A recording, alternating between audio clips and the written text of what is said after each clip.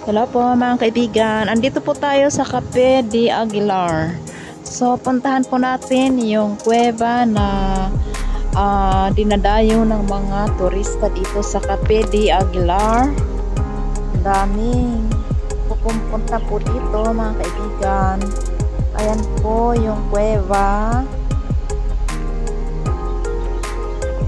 Tignan po natin kung anong meron dito sa kuweba. Ayan, nakakatakot naman. Pasukin po natin mga kaibigan. Ayan po.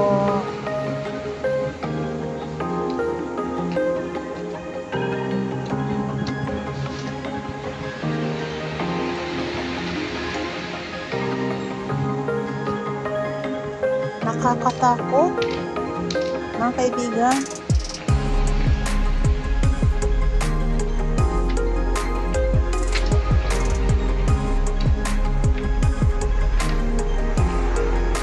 Samahan niyo po ako mga kaibigan at pasyal po tayo dito sa may kuweba.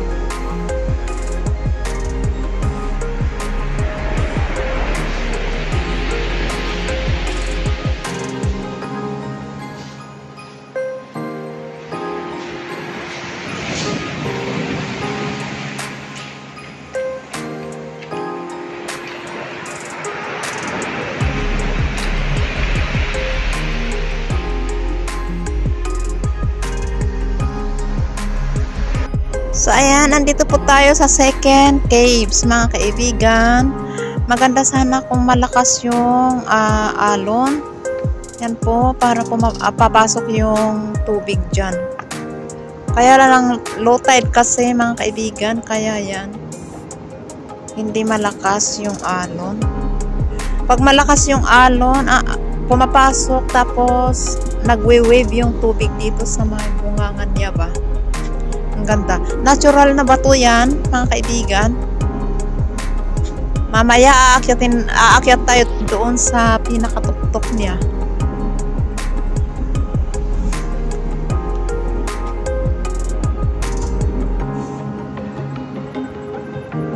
Puro bato ito, mga kaibigan. Maganda sana kung yung malakas ang alon. Kaya lang low tide kasi, mga kaibigan.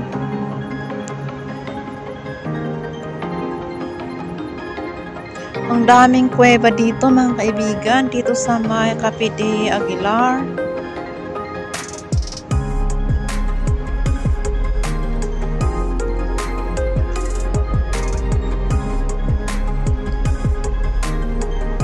Samahan niyo po ako mga kaibigan, adventure po tayo. Low tide kasi. Pag high tide at saka malakas yung alon niya, lalabas yung pumapasok yung tubig.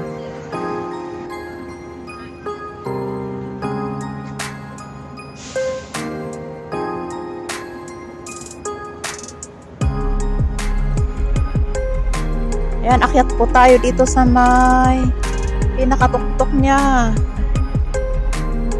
Puro bato po ito mga kaibigan. Bato po yan. Ayan. Rock stone.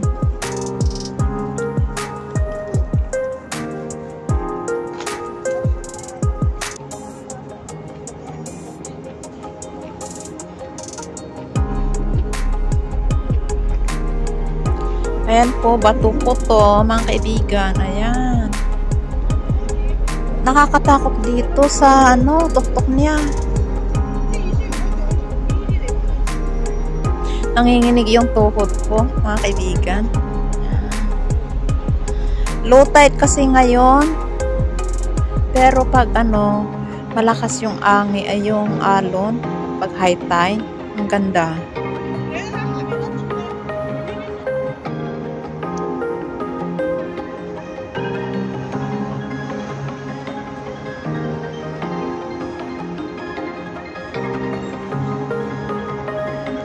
Thank you so much mga kaibigan for watching.